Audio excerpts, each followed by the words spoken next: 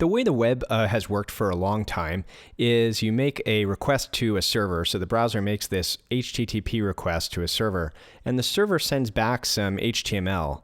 And we could see that HTML down here. And when the browser gets this text HTML, it knows how to render it to the page. Now there's no persistent connection here. Once we've made the HTTP request and we get a response, we just close the connection.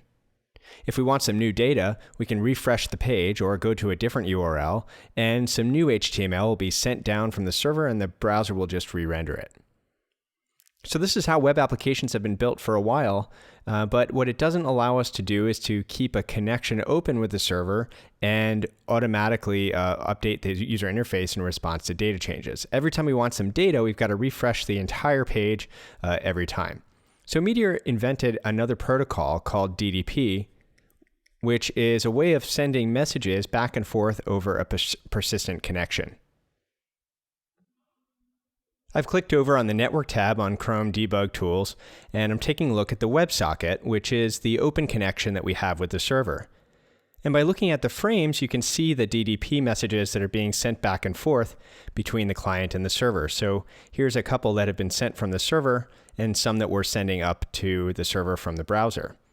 And by looking at these messages, you can see they just sort of look like regular JSON messages. So they're meant to be it's a very simple format that allows a client and a server to communicate over a persistent connection like a WebSocket. Now, using this DDP protocol, Meteor has implemented a bunch of features that you use in your apps all the time. So, for example, this is how we get RPC, or Meteor methods. And it's also how we get PubSub, or publish and subscribe.